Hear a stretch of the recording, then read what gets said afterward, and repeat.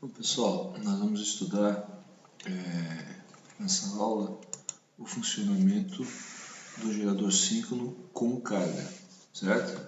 Na aula passada nós vimos a força eletromotriz induzida pelo rotor, pelo movimento do eixo da máquina primária em cada uma das fases do estator, ou seja, da armadura. E agora nós vamos ver o efeito de uma carga no gerador, certo? Então, imagine que eu tenho a máquina primária ligada ao eixo, ela movimenta o rotor, cria o fluxo Φf e induz a força eletromotriz EF em cada fase da armadura, na fase A, B e C. Né? A armadura, claro, pode estar ligada em Y ou delta, certo? Bom, quando eu ligo uma carga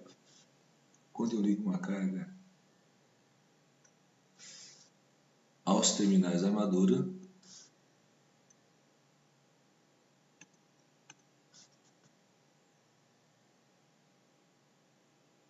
liguei essa carga aqui, os terminais da armadura, pode ser uma carga indutiva, resistiva, capacitiva, né? Vamos ver depois o que acontece quando a natureza da carga é diferente. Aqui eu vou ter circulando, como a carga, imagine que a carga é equilibrada, eu vou ter a corrente de armadura IA na fase A, certo? Um IA na fase B, né? E um IA da fase C.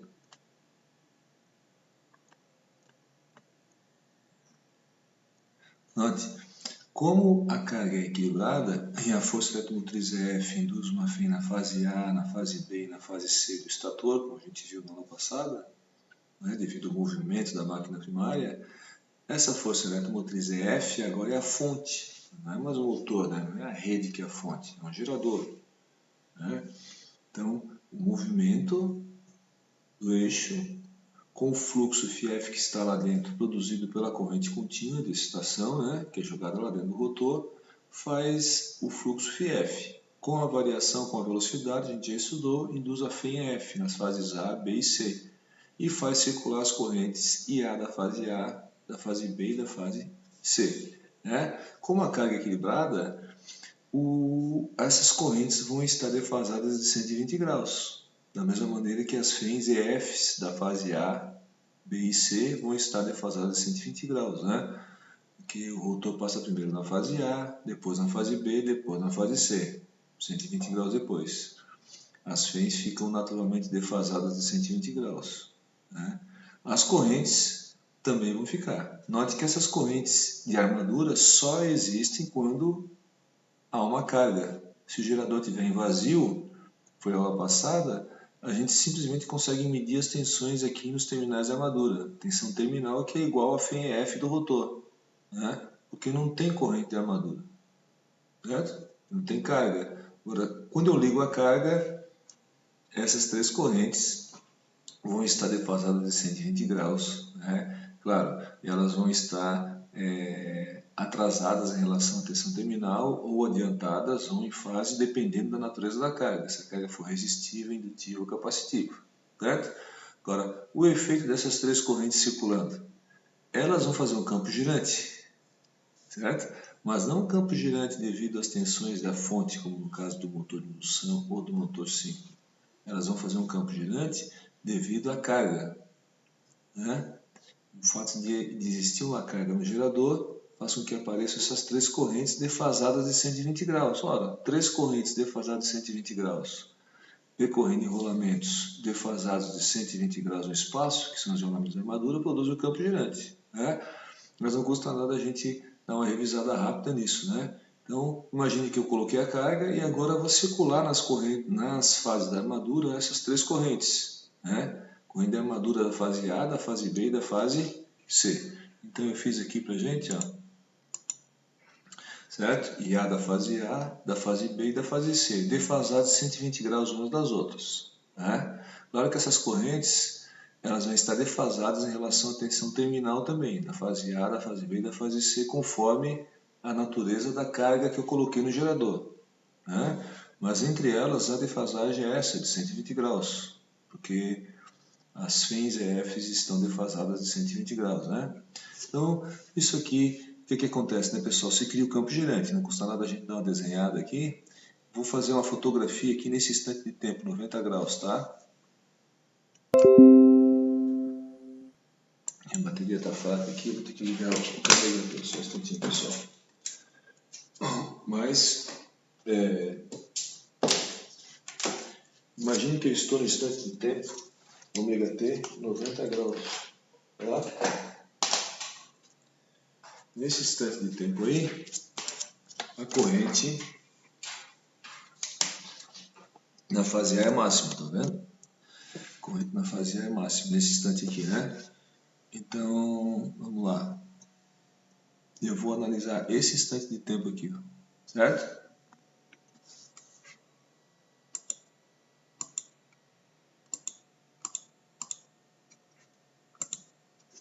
Esse instante de tempo aqui, ó, né? 90 graus, certo? Então, eu vou tirar uma foto nesse instante de tempo. A corrente na fase A é máxima e positiva. Então, ela entra no lado A aqui, ó, claro, dá várias voltas, né? Passa lá por trás das cabeças de bobinas, dá várias voltas, uma máquina de 2 polos elementares, né, pessoal? E vai sair aqui do lado da linha. Já a corrente da fase B, o IA, a corrente de armadura da fase B, ela é a metade negativa. Então, em vez de entrar em B, ela entra em B'. Vou colocar um X menorzinho aqui porque é a metade negativa, né? A corrente da fase C, nesse instante de tempo, também é a metade negativa, tá vendo aqui, ó? Então, em vez de entrar em C, ela entra em C'. Ó, corrente entrando desse lado, saindo desse. Os dedos indicam a direção da corrente entrando, e eles vão em direção à corrente saindo desse lado, a régua do solenoide, né? E o polegar indica a direção das linhas de fluxo. Então aqui, ó, a gente vai ter, vou desenhar 2 linhas de fluxo aqui, né? A gente vai ter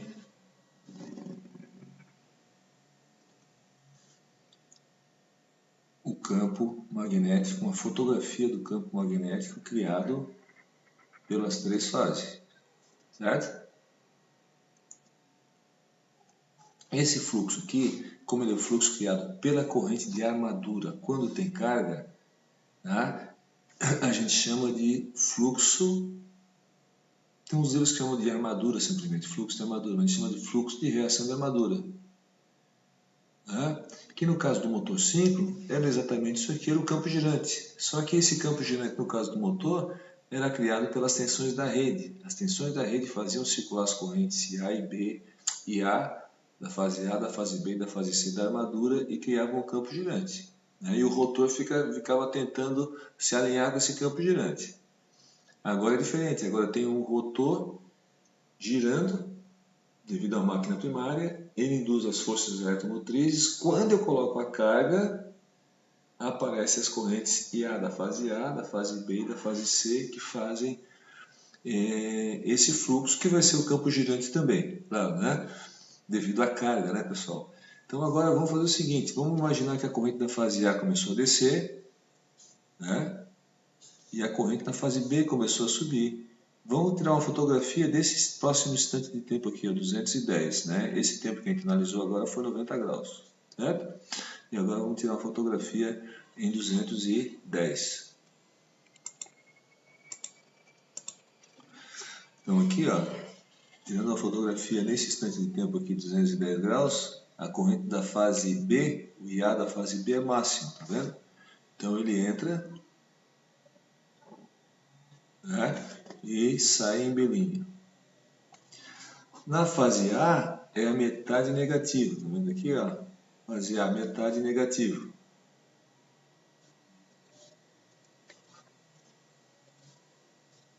Então entra em a linha, sai em A. E na fase C tá aqui, ó. Também é a metade negativa, tá vendo? Nesse instante de tempo. Então, em vez de entrar em C, que é o início da fase, entra em C'. E sai em C. Né? Note que aqui o campo resultante vai ter mais ou menos essa formação aqui, ó. Posso desenhar uma linha de fluxo aqui, né?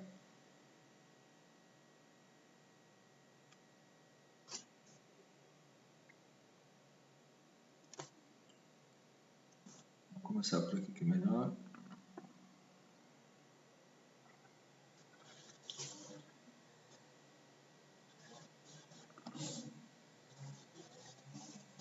Corrente entrando aqui, saindo aqui, o fluxo vem nessa direção, certo? Então o fluxo da armadura, o fluxo da reação de armadura, né, vai estar nessa posição. Note que ele estava aqui, ó, quando a corrente na fase A era máxima, certo? Ele acabou girando 120 graus, certo? As correntes evoluíram 120 graus daqui para cá, ó, no tempo, né? E a corrente na fase A diminuiu, a corrente na fase B começou a aumentar, chegou no máximo, o campo girou para cá. Agora imagine que a corrente na fase B está diminuindo e a corrente na fase C está aumentando, certo? E ela vai chegar nesse ponto aqui, ó, 330 graus. Então vamos fazer agora esse ponto aqui, ó, 330 graus. A corrente na fase C é máxima e positiva. Fase C máxima e positiva. Então a corrente entra aqui, sai lá, certo? A corrente na fase A, se vocês acompanharem aqui, ó, nesse instante de tempo, a θ, ômega t, né, igual a 330 graus, ela é a metade negativa. Então na fase A ela não entra no lado A, ela entra no lado A'. E sai do lado A. Na fase B também. Ela é negativa na fase B. Olha da fase B nesse 330 menos, tá vendo? Abaixo do zero. Ó. Menos, mais ou menos a metade na fase B. Então, em vez de entrar em B, ela entra em B' e sai em B. Certo? Aqui o campo resultante, a fotografia do campo resultante produzido pelas três fases, né? Vai ficar mais ou menos aqui assim, ó. Certo?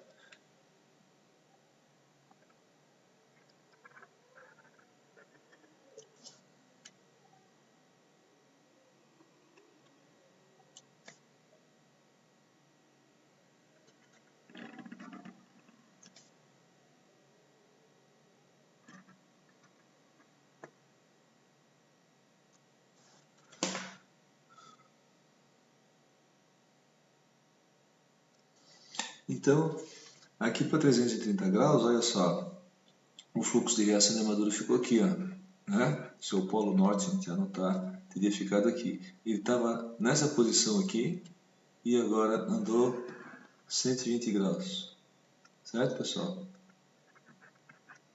Né? Note que as correntes também andaram 120. Né? Bom, agora, se a corrente na fase C começar a diminuir, né, e a corrente na fase A começar a aumentar, esse instante de tempo aqui próximo, ó, vai ser igual ao instante 90 graus, não é? E daí o campo voltaria para a posição inicial, né? Voltaria para a posição inicial, né? Então, a corrente na fase A completou um ciclo e o campo girante deu uma volta, né? Então, o que acontece aqui, ó? Corrente na fase A máxima nessa posição, depois corrente na fase B, depois corrente na fase C. Depois ele volta para a fase A, né? E vai girando. Claro que o campo girante girando, ele está girando com qual frequência? Né, pessoal? Bom, esse campo, quando o rotor dá uma volta, né, a força eletromotriz induzida completa um ciclo, certo?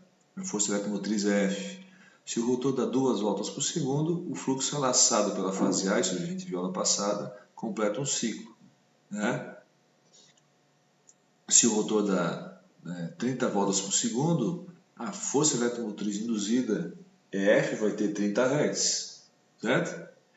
As correntes vão ter 30 Hz também, e A, e B e C, elas vão completar 30 ciclos por segundo, porque quem está fazendo essas correntes são as forças eletromotrizes EF, induzidas pelo rotor.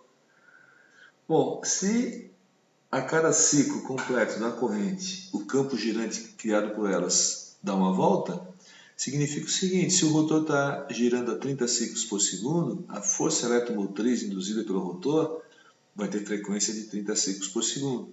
As correntes IA, na fase A, B e C, vão ter frequência de 30 ciclos por segundo. E o campo girante vai girar 30 ciclos por segundo, junto com o rotor, né? Naturalmente, note que é diferente do motor, né? Mas aqui, no caso do gerador, se a máquina primária mudar a velocidade do eixo, o campo girante criado pela carga vai sempre girar junto com o rotor, né? Se mudar a velocidade do rotor, vai mudar a frequência das fênix induzidas, né? EF, e vai mudar a frequência das correntes. Consequentemente, vai mudar a velocidade do campo girante. Então, se o rotor girar mais devagar, o campo girante também gira mais devagar. Se o rotor girar mais rápido, o campo girante gira mais rápido. Sempre na mesma frequência, igualzinho, porque, claro, a frequência das correntes é imposta pela velocidade do eixo. E essa frequência das correntes que determina a velocidade do campo girante. E se as correntes completam o ciclo, como a gente viu aqui, o campo girante vai dar uma volta. E para a corrente completar o ciclo significa que a força eletromotriz completou o ciclo, ou seja, que o rotor deu uma volta, né?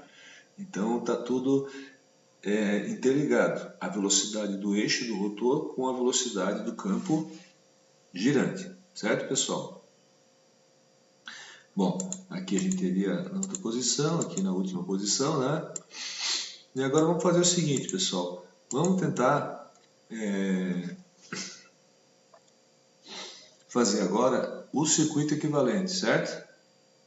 Então, circuito equivalente da máquina síncrona. Equivalente, né?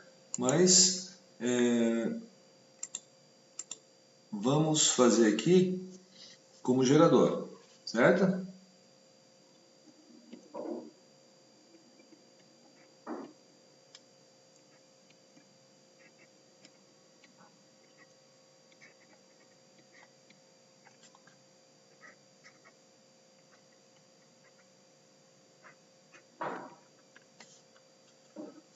Aqui, vou dar uma ajeitadinha aqui que eu fiz muito grande, peraí.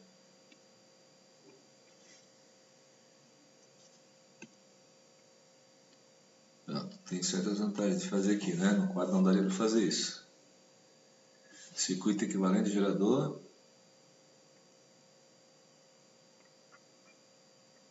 Síncrono, certo?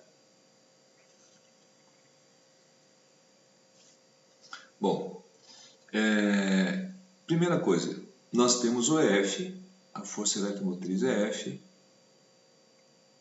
certo? Alternada, claro, EF. Quem é que queria esse F, a gente já viu na aula passada, né? O fluxo do rotor girando com a velocidade N, né, do eixo N1, faz variar o fluxo sobre cada uma das fases do rotor, né? E o fluxo que essa fase vê, fluxo amassado, ele é senoidal, pode ser representado como fasor, né? Ele fica adiantado da fênix de 90 graus, né? Isso já acontecia no motor, né? Cada fluxo induz uma fênix atrasada de 90 graus em relação a ele, certo? Bom, quando a gente coloca uma carga, né?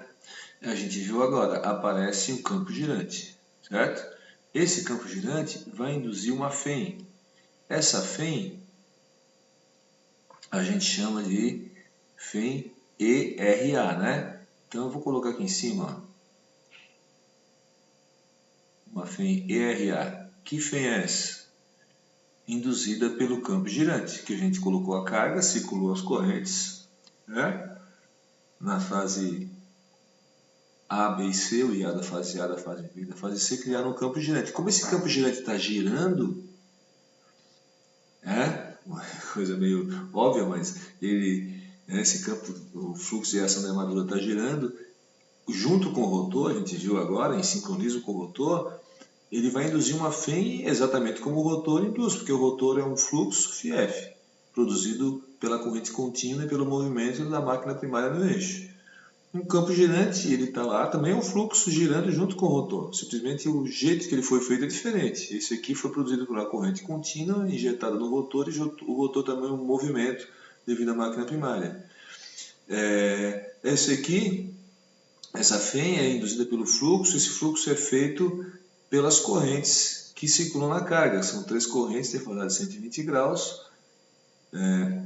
percorrendo enrolamentos da armadura, do estator, defasados de 120 graus, produzem um campo girante, igual ao do motor de indução trifásico, igual ao do motor síncrono. Aqui no gerador vai aparecer também, só que essas correntes aparecem quando a gente liga a carga, como a gente viu, né? Certo? Bom, quando a gente colocar uma carga aqui, vai aparecer a corrente, certo? Uma diferença do motor síncrono para o gerador é que a corrente aqui, ó, a fonte é o EF, é a FEM induzida pelo campo, não é mais o VT, não é mais a rede, não tem mais rede, certo? O gerador vai ser a rede, né? Então, no motor síncrono, essa corrente entrava aqui, no gerador, ela sai, certo? Muda isso aqui, tá? Bom,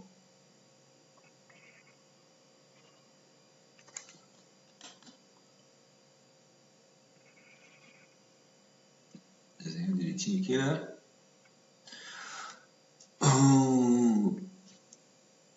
Bom, como a relação entre o campo girante e a FEM é de 90 graus, né? Porque é um fluxo que induz essa FEM aqui, nesse caso aqui, a gente coloca aquela reatância de magnetização, que nem a gente fez no motor, XM.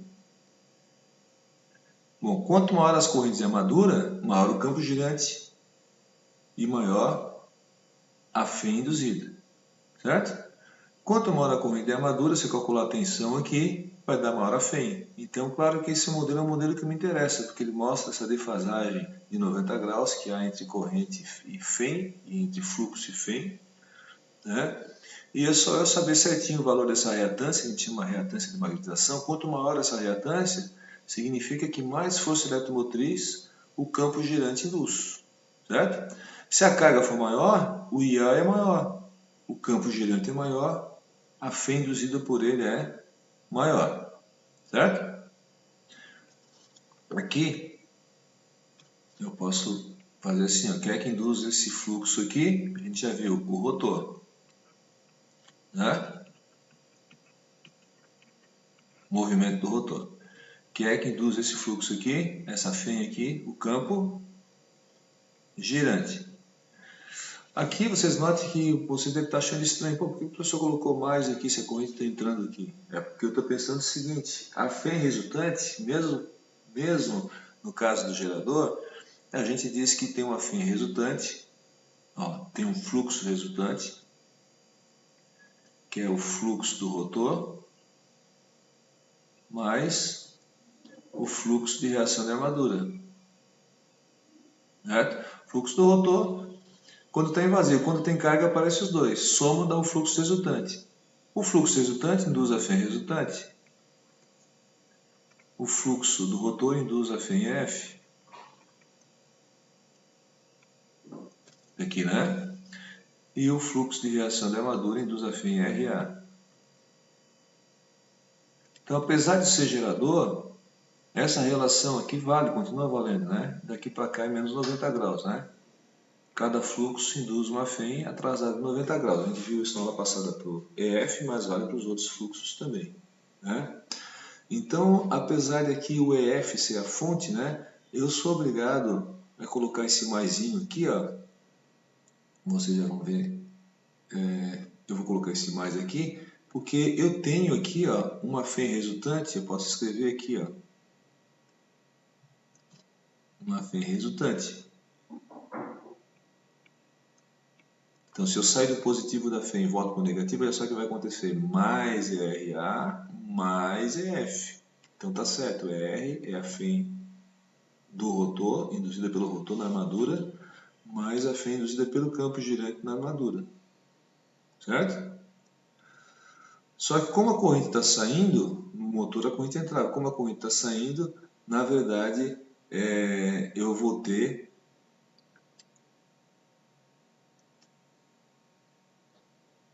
essa queda de tensão JXSA assim, ó. Então, o que vai acontecer simplesmente é o seguinte, IA vezes JXM, né, que é a reatância de magnetização, vai dar um certo valor. Esse valor é menos o RA, né? Porque o RA teve que colocar o mais para poder fazer que a fém resultante é a soma dele, o fluxo, a fém induzida pelo fluxo do campo girante, com a fém induzida pelo rotor, né? Bom, a corrente que está circulando, vamos supor que tem uma carga, lembre que o circuito equivalente é por fase, então isso aqui é para cada fase da armadura do estator, né? Tem a fase A, a fase B e a fase C. O que acontece na fase A, acontece na fase B e na fase C, certo? Vai acontecer o seguinte, ele vai acabar passando pelas cabeças de bobina, produzindo um pequeno fluxo disperso que a gente chama de reatância de dispersão da armadura, ou XA, né?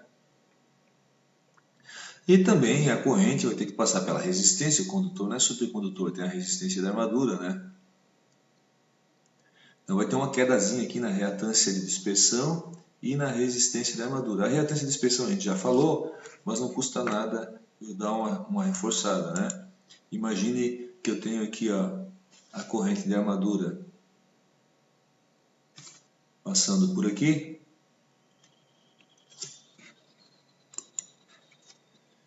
Passando por aqui, ó, essas bobinas, né? Isso aqui é uma parte do enrolamento, por exemplo, de uma das fases da máquina, né? Claro que aquela nossa máquina de elementar a gente fez com 2 polos, essa daqui teria mais polos, né? Como que ficaria esse fluxo aí? Né? O fluxo, essas cabeças de bobina, e fazer circular um fluxo ao redor das cabeças de bobina, né? Note que esse fluxo aqui, ó, ele não está passando, é um fluxo disperso, né? Ele não está passando na parte ativa do enrolamento, né? O fluxo principal, o campo girante, ele passa aqui por dentro, né? Claro, aqui seria uma máquina com mais polos, tá? Estou fazendo só tá? Essa aqui seria provavelmente uma máquina de 4 polos, né? Se fosse de 2 polos seria assim, não é o caso aqui, tá? Mas o campo girante ele passa aqui por dentro, né? Pela parte ativa do enrolamento, certo? Né? Vai passar lá por dentro do rotor inteiro, né? O fluxo de reação de armadura, né? Criado pelas 3 correntes que alimentam a carga. Mas, infelizmente, essas correntes da fase A, B e C, circulando pelas cabeças de bobina, criam o fluxo disperso. Como ela é alternada, ela induz uma fenzinha que produz uma queda de tensão, né? Então, esse fluxo FRA induz a fém ERA. E esse fluxo disperso induz uma pequena fém, que a gente não dá nome para ela, mas representa ela por uma reatância de dispersão, né? A gente já tinha visto no motor, certo? Já tinha visto no motor. Bom, agora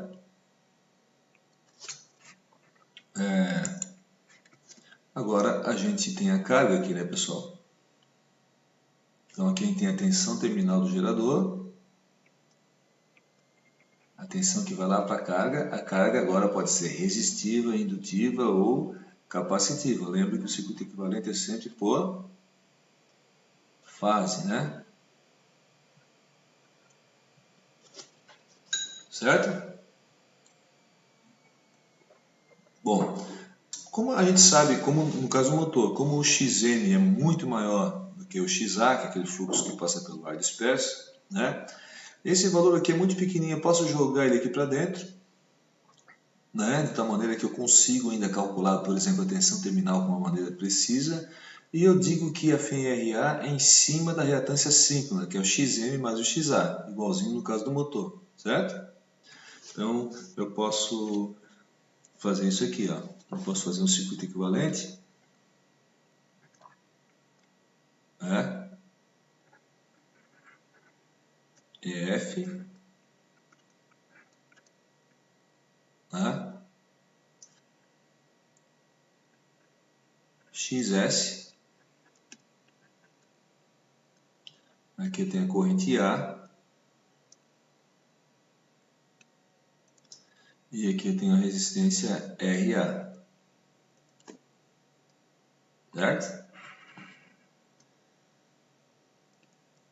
E aqui eu tenho a tensão que vai em cada fase da carga, VT.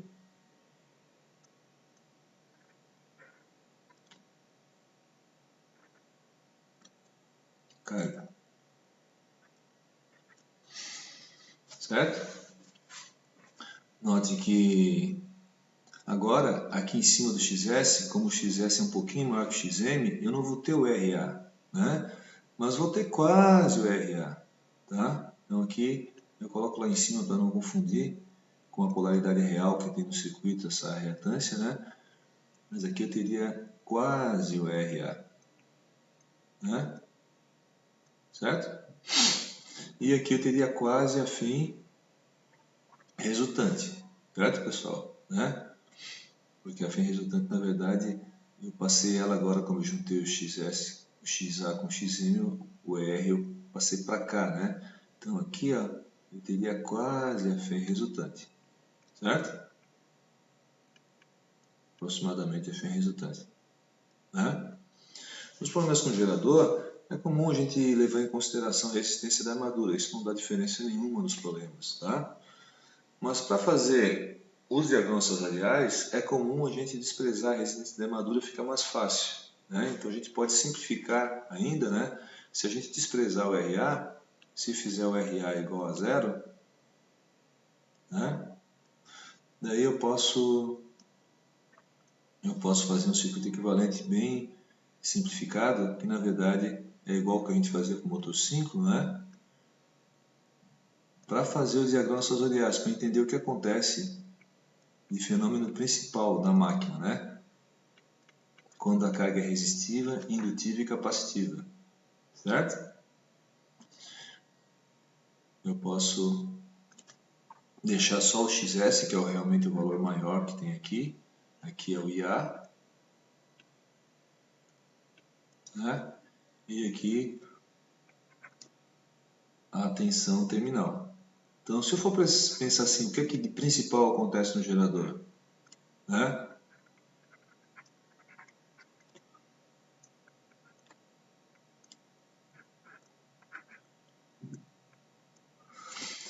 A fé induzida é F pelo fluxo a gente já viu, né? O fluxo φF do rotor, né? Pelo φF do rotor, induz uma fé em cada fase da armadura. Está ligado uma carga, circula uma corrente A, na fase B e na fase C, que a gente está representando só uma fase, né? Que faz o campo girante. O campo girante induz a FEM ERA, né? Que a gente coloca com um sinalzinho assim, ó, mais aqui desse lado, né? ERA. Campo girante induz a FEM ERA. Quanto maior a corrente, maior essa FEM, claro, maior a tensão em JXSA, né? Certo? Então vai ter dois campos, o campo produzido pelo rotor, pelo movimento do rotor, e o campo girante devido à carga. Somando os dois vai dar o fluxo resultante, né? Que induz a fé resultante. Como eu estou desprezando a resistência aqui, né? A fé resultante na verdade seria aqui, ó, como a gente viu, mas desprezando, juntando o XA com o XM chamando de XS e desprezando o RA, eu posso dizer que a tensão terminal é aproximadamente a fé resultante, né? Então aqui, ó, isso aqui é aproximadamente a fé resultante, né? Quem induz a fé resultante? O fluxo resultante. Então essas relações ficam igual no motor, né? Do fluxo e das fês. Mas como mudou a direção da corrente, tá, pessoal? O ERA não é mais igual ao JXSA, é menos, né? Então aqui, ó, aqui, a corrente entrando aqui, na verdade, ela faz um mais aqui, e aqui faz um menos. Né? Então, se eu for escrever a equação fasorial, por exemplo, esse circuito aqui, ó, quando eu já somei o xm com o xa, xs, né? Se eu for escrever, eu posso fazer assim, ó, lei de Kirchhoff aqui, menos F,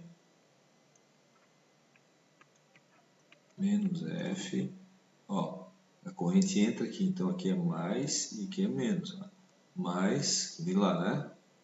Ó, mais JXSA,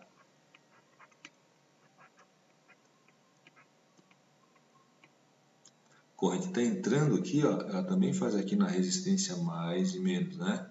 Mais RAEA,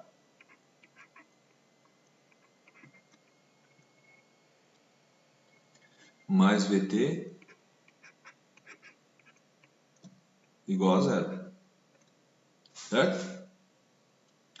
Bom, agora se eu passar o EF para o outro lado, né? O F vira fonte. Ele é a fonte mesmo, né? Nesse caso, não é a tensão terminal que é a fonte, é o rotor que é a fonte, no caso do gerador, certo? Para ficar mais fácil aqui, como a gente está com pouco espaço, dá para fazer o seguinte, ó. Vou apagar esse aqui. Vou apagar. Vou passar o EF para o outro lado, né? Bom, vou escrever de novo aqui. Tudo, tá? A gente está com pouco espaço, só vou apagar tudo isso aqui. Deixa eu ver. Então, passando o F para o outro lado, a gente fica com... Aqui tem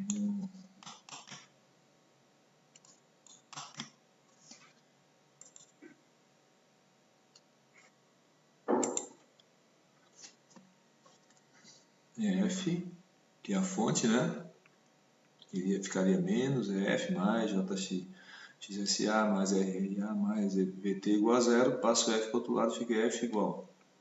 Eu posso somar aqui, ó, o RA com JXS, então em série, então a impedância é RA mais JXS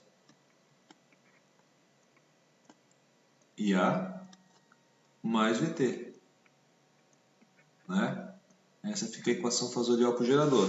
Se eu desprezar o RA, como nesse caso aqui, ó, então o EF fica igual a JXSA mais VT. Né? Então, cuidado, o VT não é mais a fonte como no caso do motor. A fonte agora virou o EF. Tá bom, pessoal? Obrigado.